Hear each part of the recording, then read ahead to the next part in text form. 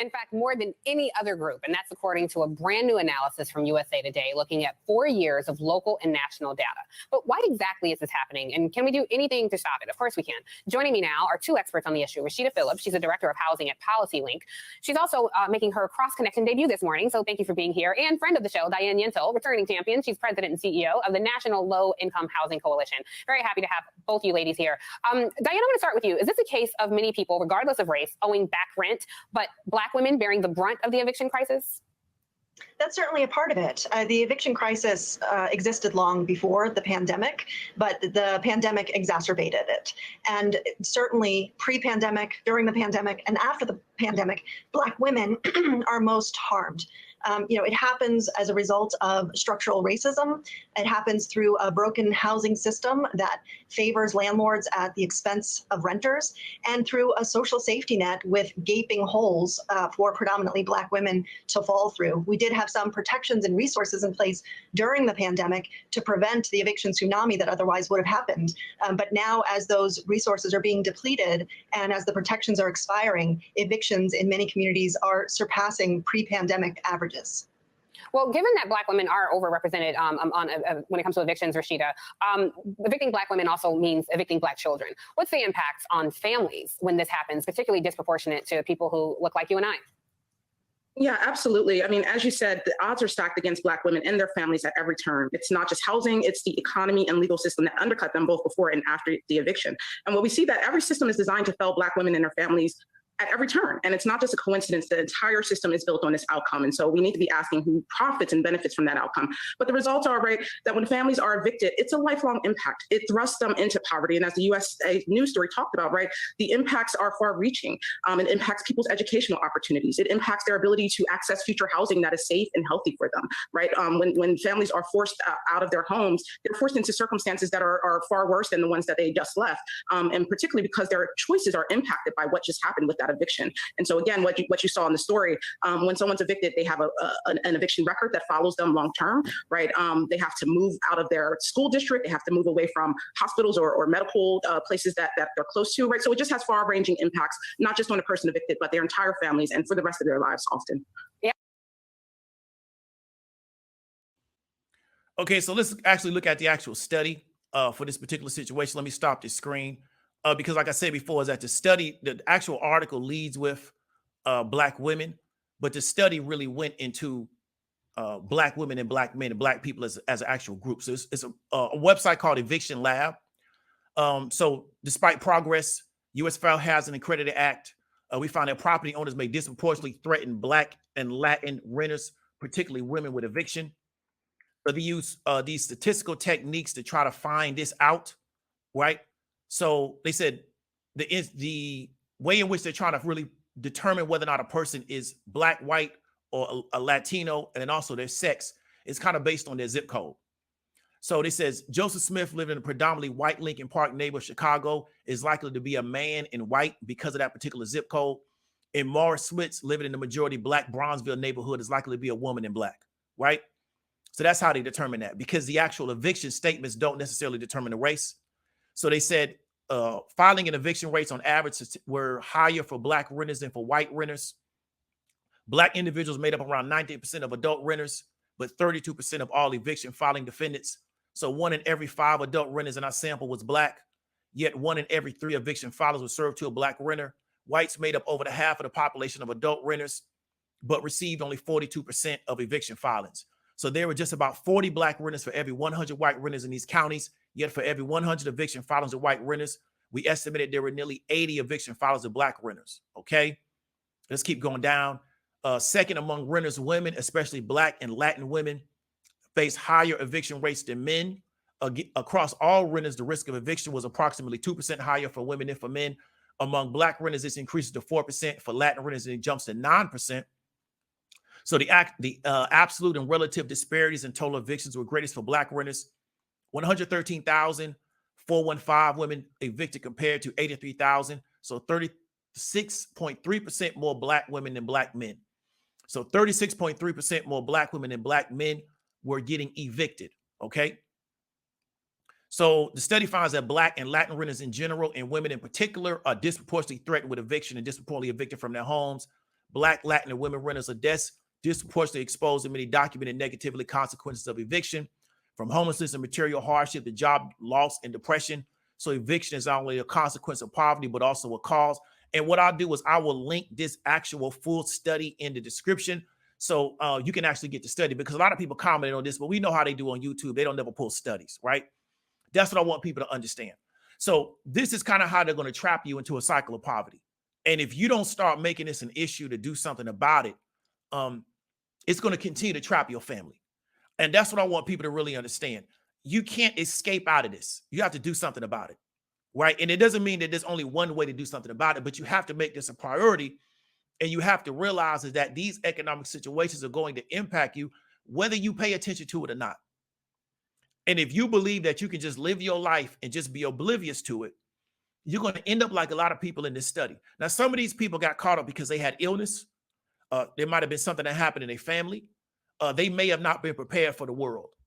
But many people, what they've been trained to do is ignore the economic situation, right? They've been trained to talk a lot, but do take very little action on the situation. And that's what I want people to really understand. Most likely, in my opinion, we're going to go into a recession in 2023. Being worried about the latest PPP scam is not going to help your individual situation. It's just not. Watching a guy tell you everybody on Instagram that's running a gambling website being a scammer, that guy makes 50 grand a month off YouTube. What you make, right? You want to really start understanding is that how do you put yourself around people, and how do you start working to improve your personal situation so you can help your group? Okay. That's what I want you to really, I want to really challenge you to focus on that going into the end of this year, into the 2023. How can you focus on your individual situation to help your group? And if everybody says, well, I don't have a group, well, then just help yourself then. And you'll find a group. Once you become skilled enough and you become productive enough, you'll find a group. That's how life works, right? Because what's going to happen is, and I've been telling people, is that they're going to flush a lot of people out of this economy. They're going to automate a lot of their jobs, and a lot of these people are never going to get a job back. And they're not telling you that yet, but that's what they're going to do. And we're going to talk about that a little bit on Saturday. They're going to flush a lot of people out of this economy. They're going to automate a lot of those jobs, and a lot of these people are never going to get a job back, ever. They're never going to work again the rest of their life. And they're going to have to take what somebody gives them, whether that's a form of UBI, some form of social program. They're just going to have to take what they're given. And it's not going to be enough to really benefit their situation. It's going to be enough for them just to stay in place, meet their basic needs, so they continue to have sex to produce the next generation. Because this society needs a bottom. And I don't think people really understand that. They think this stuff happens by happenstance, or the person just made a bunch of bad decisions. This society needs a bottom. It doesn't work without a bunch of people at the bottom, right? And I don't think people really can wrap their head around that. They just think like everybody has the same opportunity. Not necessarily, but you got to take advantage of the opportunity that you have in front of you. And that's what most people are not doing. They're turning their back on what's available to them, and they're getting caught up without understanding is that the society needs to push people to the bottom to maintain the society. Just like the NFL needs the worst team. Everybody in the NFL can't win the Super Bowl. Somebody has to be at the bottom of the NFL. The system doesn't work if it doesn't have a bottom. So you got to try to figure out, how am I not going to be at the bottom? Then you got to figure out how to put somebody else there. But you got to first get yourself off the bottom. And most people aren't ready to have these kind of conversations. They think it's somebody else's job to get them off the bottom. And it's not. You know, I'm going to marry off the bottom. Okay, then, but you don't know how to help people stay off the bottom. So now you're dead weight to that situation. Because you just thought I just got to marry into it. This is what I'm trying to get people to understand. Is how can you empower yourself with skills to benefit yourself, to therefore go benefit your group? And that's what I want to really encourage people to be concerned with, and to leave the rest of the stuff alone, right? Because to be real with you, I don't like to flex on people, but I made more money between yesterday and this morning than most people gonna make working definitely all this week. Some people gonna make this month. And it's because I developed the skills to understand what was going on around me in this economy. Was there a risk associated with what I did? Yes. There's a risk to everything, right? There's a risk if I drive my car, I could get T-boned and die. Okay? There's a risk to everything. Okay? But because I developed the skills, I associated myself with the right people, right? Chastity, taught me a lot about what I just did. Mecca really taught me that this was possible because I didn't know nobody was doing this till I saw her do it. Surrounding myself with the right people, develop the skills, put the time in. Between yesterday at around 2 o'clock and this morning, which is less than 24 hours, I made more money than most people gonna make working all this week, definitely, and a lot of people gonna make working this month, right? And I did it with a skill set, I did it with a psychology, I did it with a mindset, right? But I developed those skills. I have been developing these skills over the past few years to do this, okay? So that's what I want people to really understand, okay? Stop letting this stuff be a distraction to you. This economy is not going to get better for a lot of people. It's only going to get worse. And I don't think people really understand that. And they're going to continue to distract you and feed your head with a bunch of BS. Because looking at this situation, let's just pull Black women out as a segment. Looking at these eviction rates, why are we telling Black women that they're the most educated, they're opening the most businesses, and they make more money? That doesn't correlate to the eviction data. So this is what I say is that a lot of people are invested in lying to you, right? They're investing in lying to you. Why are we telling Black men that also fit into this particular eviction data that they are in the middle class when that's not true? That particular study shows that it's Black men that are married, 1, 2 that are over 50 years old. So if you're 26 years old and you're not married, you don't fit within that particular study. So why are we telling people this? But it benefits me to lie to you. That's how I keep my situation going. I'm just like the politician. So I lie to you to gas you up, to keep you distracted, because that benefits my situation. And so that's what I want to really encourage you. Everybody's not going to get this message. Some people want to stay distracted. Some people like just where they at. I'm not here to argue with you. I'm not here to make you, I'm not here to pull you over a line. You do what you want to do. It's your life. What I'm here to tell you is that they're going to continue to tighten this economic situation because this society needs a bottom, right? It needs a bottom. So somebody's going to be at the bottom. And everybody's not going to be able to marry their way into a better situation. It's not going to work that way. Some people got to actually develop skills to figure out and develop partnerships and learn how to work with groups. And that's what I want to encourage you to do, right? So we're going to read the comments. We're going to get up on out of here because I ain't want to be here too long. So Xanato says, this is the same country that deindustrialized itself once the civil rights policies were implemented and streamlined divorce, once interracial marriage was legalized. Okay, what else do you expect? Okay, thank you for your comment. So Melinda Summers, thank you for the $5. Grind the Dust, thank you for the $5. Erica D, thank you for the $4.99. Dennison, thank you for the $10 super chat. So look, the economy is so bad. I work with a person who still did HVAC. When the pandemic hit, he had to do other hustles. Now it's picking back up. He may head to a new depression. I feel you. So Robert Reed says, Yvette Carnell says she thinks the powers that be are trying to turn America into a third world country to better compete in the globalized economy. Yeah, 100% agree. I have been telling people when I was in college that they're going to destroy the American worker. We have bought into a lot of lies around America. It took public policy and organized labor to create a white middle class. So, but we believe something different. So once you diminish organized labor and you get rid of the public policy, there's not going to be a white middle class, and you know it's not going to be a black middle class, because it took public policy and organized labor to create a white middle class in America. So the only way they can bring manufacturing back to the United States is they got to lower everybody's standard of living, because it was public policy and organized labor which created a white middle class, to which raised their standing of living, which raised their expectations of how a job is supposed to work. So sick time, pregnancy time off, certain workplace conditions, like drivers not being able to drive over so many hours before they got to get rest. All of this came from organized labor. You know what I'm saying? So I don't think we buy into these narratives around how this system actually works, because it benefits these people to create these narratives, and you don't understand like what they're really trying to do, because they moved everything overseas because Americans had their expectations of how jobs are supposed to work was a little bit too high. I remember a time when you could get a job at a call center and support yourself. It's almost impossible to do that now. You used to be able to do that. Now everything's in Asia. Xanatos, appreciate the $5. The people who tell the masses to keep decreasing your quality of life, work, are the same people living high off the hog. Yeah, definitely. I mean, their business model is to teach you how to save money, but never teach you how to make money. That's their business model. It is what it is. Mr. G, man, I appreciate the $20 super chat. So the reality is that we're moving away from defined benefits, pensions, and staying at jobs 20 plus years. The new economy requires new skill sets, learn to trade. Yeah, I definitely agree with you. Yeah, definitely. I agree with you. You know, I definitely agree with you. The pensions, big byproduct of organized labor. They moved that and then created these 401ks. Some people still have pensions. Some places, the pensions are not even funded anymore. It's just going to get rough out here. But like I said, Mr. G, that's how the rest of the world works. Americans live inside a bubble, and they think the rest of the world works the way America works, or they expect the rest of the world to work that way. It don't work that way for most people in the rest of the world. They struggle just to make it.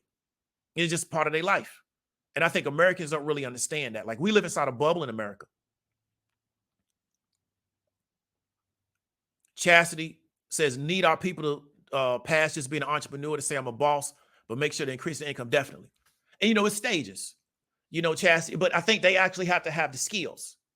You know, I think a lot of people want to start a business, but don't necessarily have a real skill set.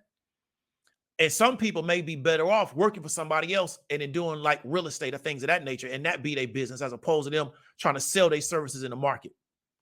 You know, but everybody got to try to figure out what works best for them. But I just think people are doing a disservice by not concentrating on what's going on with their economic situation and just putting the blinders on. Because like I said, the more they decrease your buying power, the less money a person has to put into other areas, which is going to hurt them down the road. You know, because I remember when, you know, you're 21 years old, they pay you a certain amount of money. You think that's money because you're 21. When you get 30, that's not money anymore. But the question is, do you have the skills to make more money? And that's what I think a lot of people don't really understand.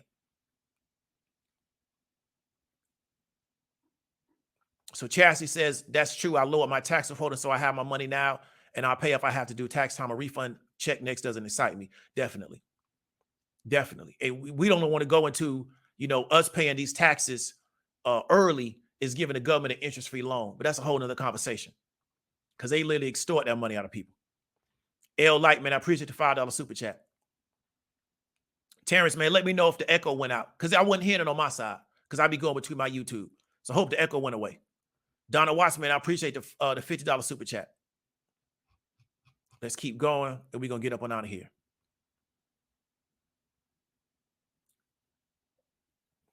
So Anthony says, I sent the Wall Street Journal link about the live. Everybody wanted a sound bite. Yeah, I feel it's but that's them. You know, I watched that whole meeting, and I'm gonna go over it again. Well, I sat back last night and watched it again and broke it down and put notes to it. You know, he giving you the playbook. You know, now we got to see if he follows the playbook, but he's giving you the playbook.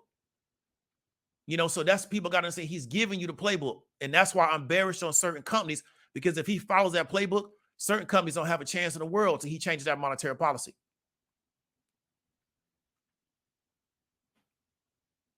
So Urban Homestead says, I went to a fast food restaurant today. The order was taken by a bot. Definitely. And you see that everywhere, especially at McDonald's. So each cent says, a Virginia company, Bacon's Rebellion, Articles of Federation will tell you everything about the USA and its foundation as a property state. I feel you. All right. So we're going to get up on out of here, man. But I appreciate everybody coming through. But I want to just tell people, man, like, really work on your skill set. Really work on trying to develop yourself and put yourself in a better position economically. And I've been telling people for years, figure out what you want to do and lock in for 2 years and just leave the rest of the stuff alone. It'll be here when you get done. Right. In fact, it'll be greater in 2 years. It'll be more multiplied in 2 years than when you started. So it's not going to go anywhere. Right. Figure out what you want to do in this economy, how you're going to benefit the situation, and then just lock in for 2 years. Just lock in, because none of this stuff is going to go anywhere. I'm a big sports fan. All this sports is going to be here in 2 years. In fact, it'll be even more, because in 2 years, the Big Three League will probably be on cable every night. Like, this stuff isn't going anywhere. So what I want to really encourage people to do is, you're not missing anything by not paying attention to this stuff for 2 years. You're not missing anything. The movies are going to be here. Streaming will still be here. Sports will still be here. Music will still be here. All this stuff will be here. In fact, it'll be even bigger. But what'll happen over the next 2 years, if you don't focus on your economic situation, is you can start doing this economically. And then how do you get up off that? Right? How do you get up off the situation? And that's what I want people to really understand. What has helped me is I made my mind up what I was going to be good at. And I didn't worry about nothing else. Do I still watch games every now and then? Yeah. Do I still do this and that? I do it. But I'm focused on what makes me money, right? Because my goal is to have a certain financial situation over the next 5 years, and that's all I'm focused on. And I'm only dealing with people that can help me do that.